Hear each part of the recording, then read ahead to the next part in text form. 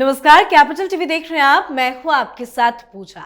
भारत की संप्रभुता, सुरक्षा और सांस्कृतिक पहचान के लिए सबसे बड़ा खतरा अवैध घुसपैठ और डेमोग्राफिक इम्बैलेंस है।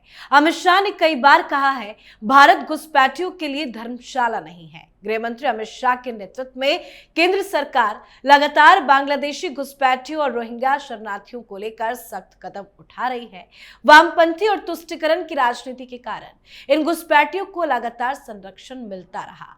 असम, पश्चिम बंगाल और अन्य पूर्वोत्तर राज्यों में अवैध घुसपैठ एक पुरानी समस्या रही है। अमित शाह इस मुद्दे को हल करने के लिए बॉर्डर सिक्योरिटी को मजबूत करने और घुसपैठियों की पहचान करने पर लगातार जोर दे रहे हैं। कई राज्यों में रोहिंग्याओं को चिन्हित करके वापस भेजने की प्रक्रिया भी शुरू हो गई है।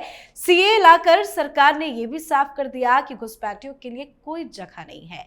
साथ ही एनआरसी को भी जल्द लागू करने की तैयारी हो रही है, जिससे अवैध घुसपैठ की पहचान की जा सके। तो बांग्लादेशी घुसपैठियों, रोहिंग्या शरणार्थियों को लेकर क्या है सरकार का एक्शन प्लान, आज इसी पर चर्चा करेंगे। मेरे साथ स्टूडियो में मौजूद हैं कैपिटल टीवी के editor in chief doctor Manish Kumar. Doctor साहब, बहुत बहुत स्वागत है आपका। धन्यवाद। इस समस्या को जड़ से खत्म करने को लेकर क्या अमित शाह तैयारी कर रहे हैं? देखिए, कोई भी सरकार, उसकी जिम्मेदारी होती है कि इंटरनल डिस्टर्बेंस, डेमोग्राफिक चेंज और इस तरह का कोई बदलाव जहां से आतंकवाद, माफिया, स्मगलिंग, ड्रग का कारोबार, प्रोस्टिट्यूशन का कारोबार, ह्यूमन ट्रैफिकिंग, चाइल्ड ट्रैफिकिंग, ये सारी चीजें ना हो। और ये अगर ऑर्गेनाइज तरीके से किसी भी मुल्क में होता है तो वहां की सरकार की जिम्मेदारी होती है कि इसके ऊपर तुरंत कार्रवाई की जाए। अफसोस की बात यह है कि मोदी सरकार से पहले जितनी भी सरकारें आई, उन्होंने क्या किया? उन्होंने बाकायदा इन सारे प्रॉब्लम्स को टैकल करने के बजाय उनको संरक्षण देने लग गए। क्यों? आप देखिए, रोहिंग्यास के खिलाफ कोई कार्रवाई होगी दिल्ली में तो आम आदमी पार्टी खड़ी हो जाएगी। बंगाल में आप कुछ करेंगे तो वहां खड़े हो जाएंगी ममता बनर्जी। आपने जरा सा भी कुछ किया, यूपी के अंदर अखिलेश यादव खड़े हो जाएंगे। ये बड़ी ही विचित्र स्थिति है। और तो और, जिस चीज को लेकर पार्लियामेंट के अंदर मनमोहन सिंह ने ये कहा कि ये जो नक्सलिज्म है, ये जो घुसपैठिए हैं, ये जो देश की सरहद के अंदर आतंकवाद है, उसकी वजह से हमारे जीडीपी को 2% का नुकसान होता है। अजीब कहानी है कि पहले की सरकारें, जिनको एक्शन लेना है, भाई 2% का नुकसान हो रहा, भाई आपने क्या कार्रवाई की? पार्लियामेंट में आपने भाषण दे दिया। ये ठीक वैसा ही है कि राजीव गांधी ने पार्लियामेंट में आकर के कह दिया कि भाई हम तो 1 रुपये भेजते हैं और सिर्फ 15 पैसा पहुंचता है, 85 पैसा गायब हो जाता है। और उस समय की मीडिया आरती उतारने लग गई कि हाँ, कितना अच्छी बात, कितनी अच्छी बात कह दी। मनमोहन सिंह ने कितनी बड़ी बात कह दी कि सबसे बड़ा खतरा जो है वो इंटरनल डिस्टर्बेंस का है। भाई उपाय क्या किया? उपाय क्या किया? आपके नाक के नीचे वो सारी चीजें हो रही है, आपने कभी कोई एक्शन नहीं लिया। तो ये जो गवर्नेंस में जो डिफरेंस आया है, अप्रोच में जो डिफरेंस आया है, वो इस सरकार ने भली भांति, इसलिए सीए लाया गया। अभी क्या हो रहा है? अभी इस बात को लेकर के जनता में, पॉलिटिकल पार्टीज में नहीं, लेकिन जनता में तो एक राय है कि इन घुसपैठियों को भगाओ। क्यों? ये राय किस लिए भी बन रही? क्योंकि अभी और बहुत सारा एक्सोडस होना बाकी है बांग्लादेश में। अभी 2 दिन 3 दिन पहले खबर आई कि किस तरीके से यूनुस के इशारे पे, वहां पे आईएसआई के इशारे पे, वहां जमाते इस्लामी के इशारे पे, वहां पे अलग अलग जो जिहादी संगठन है उनके इशारे पे एक बांग्लादेश के अंदर एक नई मुहिम शुरू हुई है कि जितनी भी हिंदू हैं, क्रिश्चियंस हैं, सिख हैं, मुस्लिम के अलावा जितने दूसरे धर्म के लोग हैं, उनको न सिर्फ मारना, प्रताड़ित करना, बल्कि उनकी जमीनों के ऊपर कब्जा करना। तब क्या करेंगे, वो तो भागेंगे वहां से। तो हमारे पास उस तरह का कोई मैकेनिज्म होना चाहिए। तो अब अमित शाह यहां पिक्चर में आते हैं और उन्होंने 2-3 बातें कही कि एक एक घुसपैठियों को बाहर निकाला जाएगा, 1। नंबर 2, जितने भी नक्सल प्रभावित इलाके हैं वहां नक्सलियों से मुक्ति दिलाई जाएगी। इसलिए देखिए तड़तड़ एक्शन हो रहा है। बांग्लादेशियों को भगाने का काम, रोहिंग्यास को चिन्हित करना और भगाने का काम जिस स्पीड में भी हो रहा है, दिल्ली फॉर एग्जाम्पल आप देखिए कि किस तरीके से दिल्ली पुलिस को माने एकमात्र एजेंडा, सरकार बनी, सरकार बनने के बाद जो पहली मीटिंग हुई, उस मीटिंग में क्या हुआ, अमित शाह न सिर्फ मुख्यमंत्री रेखा गुप्ता से मिले बल्कि वहां पे दिल्ली पुलिस और तमाम एजेंसियां, चाहे वो आईबी हो, रॉ, उनके अधिकारियों के साथ वहां उन्होंने बैठक की और उसके बाद से मुहिम शुरू हुआ कि कैसे इन लोगों को चिन्हित करके भगाना। और जो जानकारी मिल रही है कि कई सारे बीजेपी शासित इलाकों से ये बांग्लादेशी खुद ब खुद भाग रहे हैं, डर के मारे भाग रहे हैं, भगदड़ मची हुई है। क्यों? क्योंकि पहले भी इस तरह के कार्यक्रम होते थे। तो भाई आप कहां से हो, तो बांग्लादेशी बोल देंगे हम मालदा से आए। मालदा कहां से आए हो, तो बोलेंगे ये देखिए ये मेरा आधार कार्ड है। आधार कार्ड कौन बनाया, तो वहां का एजेंट बना रहा है। अभी क्या हो रहा है, 3 स्टेप में सारा चीज हो रहा। अभी पश्चिम बंगाल में 4 लोग ऐसे गिरफ्तार हुए जिनका काम क्या था, जिनका काम था कि बंगाल में उन लोगों को Aadhaar card, election card, ration card बना देना।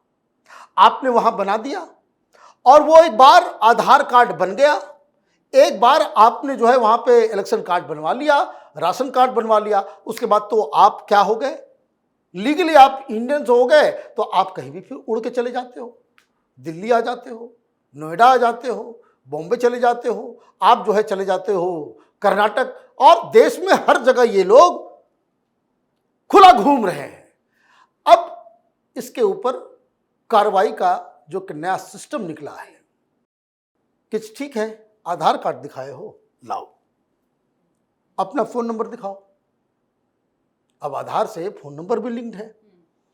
इन लोगों को समझ में नहीं आया कि भाई किस तरीके से अब नई सरकार नए अप्रोच से काम कर रही है। चिन्हित कैसे किया जा रहा है, तो भाई आपके फोन नंबर्स, उससे बांग्लादेश में फोन हुआ या नहीं हुआ, बाकायदा मॉनिटरिंग किया जा रहा है कि हिंदुस्तान से कौन कौन लोग बांग्लादेश फोन कर रहे हैं। बांग्लादेश से भाई कोई यहाँ पे भाग के आया है, यहाँ पे छुप के काम कर रहा है, तो रिश्तेदारों को तो कभी तो बातचीत करेगा, उसका परिवार जो वहां छोड़ करके आया है उसको पैसे तो भेजेगा। वो ट्रांजैक्शन के ऊपर अब विशेष ध्यान दिया जा रहा है। ये एक नई चीज है। दूसरी नई बात क्या है, जो अमित शाह जो कह रहे हैं कि एक एक को चिन्हित करके खदेड़ के भगाया जाएगा, भाई चिन्हित करने का प्रोसेस तो आप समझ लो सारे लोगों का। आजकल तो बहुत सारा मैकेनिज्म आ गया है, टेक्नोलॉजी है कि भाई आपके सोशल मीडिया, आपका व्हाट्सएप ग्रुप कौन कौन सा है, आपका फेसबुक में कौन कौन है, आपके फ्रेंड लिस्ट में कौन कौन है, आप टिकटॉक बना रहे हो, आप रील्स बना रहे हो, तो कौन लोग हैं जो आप पे कमेंट कर रहे हैं, और वहां से बांग्लादेशियों से तो कनेक्शन मिल ही जाएगा। पूरा लिंक मतलब खंगाला जा रहा है। और इसलिए ये लोग अचानक से ऐसे जगह पे पकड़े गए हैं कि इनसे बचना बड़ा मुश्किल है। लेकिन सर एक सवाल है, जिस तरह से सभी की पहचान कर उनको डिपोर्ट किया जा रहा है, क्या इससे हमारे साथ जो विदेशी रिश्ते हैं उसमें कोई दरार आएगी क्या? भाई दरार तो ऑलरेडी है। अब ये चीज तो ये जो बहुत सारे लोग आर्टिकल लिख रहे हैं कि हम अगर ऐसा करेंगे तो बांग्लादेश के साथ रिश्ते खराब हो जाएंगे, वो ठीक वैसा ही है जो पाकिस्तान के साथ होता था कि भाई पाकिस्तान के साथ रिश्ते खराब हो जाएंगे, दुनिया में सब कुछ बदला जा सकता है, नेबर्स को नहीं बदला जा सकता है ना। और उसके बाद बहुत सारे लोग बोलते थे अरे पाकिस्तानी ये पागल है, इनके पास न्यूक्लियर बॉम्ब है, वो मार देंगे। तो ये ब्लफ चल रहा था ना, मोदी सरकार ने इस ब्लफ को तोड़ा। अभी जो वहां पे सरकार बनी है वो हिंदुस्तान को नुकसान पहुंचाने के लिए कौन सा काम नहीं कर रही है, बता दे कोई। ऑलरेडी रिश्ते खराब है। और ये बार बार डॉक्टर यूनुस वो चाइना को बुला रहे हैं तो भाई ऐसा है कि कुछ इलाके को ही आज़ाद कर दिया जाए। जितने भाई इट इज़ अ टाइम।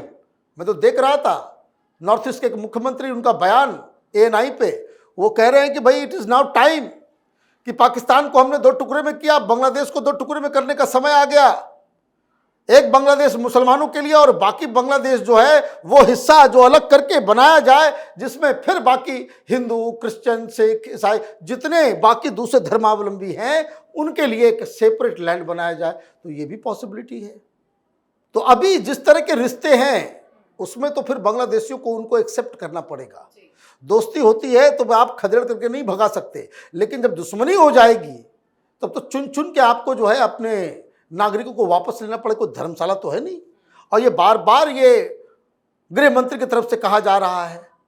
तो ये जो वोट बैंक की राजनीति के कारण क्यों ऐसा हुआ, क्योंकि देखिए अभी भी झुग्गियों को उठाया जाता है, कहीं हटाया जाता है, बांग्लादेशी वहां पर रह रहे हैं, तो इस तमाम सेकुलर पार्टियां आ जाएंगी। ये बेसिकली वोट बैंक की राजनीति के कारण बांग्लादेशियों को, रोहिंग्यास को हमने अपने देश के अंदर आने दिया। उस तरह की सरकारें जो मुस्लिम वोट पाती हैं उन लोगों ने इसको जस्टिफिकेशन भी दिया और उनकी मदद भी की। एक पूरा रैकेट बन गया और उस रैकेट को तोड़ने का काम मोदी सरकार कर रही है और जिस हिसाब से कर रही है तो आप देखिएगा कि अभी बांग्लादेश के साथ कुछ और रिश्ते जो है वो अगर डाउन गए तो फिर फिजिकल कार्रवाई उठा करके इन लोगों को कहीं सुरक्षित जगह पे भेजा जाएगा। ये करना इसलिए ज़रूरी है कि अगर आप देखें जो पुलिस के लोग बताते हैं कि जिस तरीके से जो क्राइम ग्राफ बढ़ रहा है, उन इलाकों में ज़्यादा क्राइम है, झपटमारी का, चोरी का, व्हीकल थेफ्ट का, रेप का, ड्रग्स का। जहां ये बांग्लादेशी हैं, जहां बांग्लादेशियों की संख्या बढ़ती है, इस तरह का रोग उस शहर में, उस इलाके में ऑटोमेटिकली पैदा हो जाती है। तो ये सारी चीज़ों को रोकने का काम मोदी सरकार कर रही है और इसी दहशत में ये बंगाली सब ये भाग रहे हैं हिंदुस्तान छोड़। बिल्कुल सर, बहुत बहुत धन्यवाद सर समझाने के लिए। धन्यवाद। तो अमित शाह और केंद्र सरकार ने बांग्लादेशी घुसपैठियों और रोहिंग्या शरणार्थियों को लेकर लगातार सख्त रवैया अपनाया है। गृह मंत्रालय की ओर से कई बार यह स्पष्ट किया गया है कि अवैध घुसपैठ देश की सुरक्षा और जनसंख्या संतुलन के लिए खतरा है। अलग अलग राज्यों से रोहिंग्याओं को पकड़कर डिपोर्ट करने की प्रक्रिया भी शुरू हो चुकी है। सरकार लगातार एक्शन में है और इस मुसीबत को जड़ से खत्म करने की पूरी तैयारी भी है। तो आपकी क्या कुछ राय है, कमेंट करके लिखिएगा। देखते रहिए कैपिटल टीवी। नमस्कार।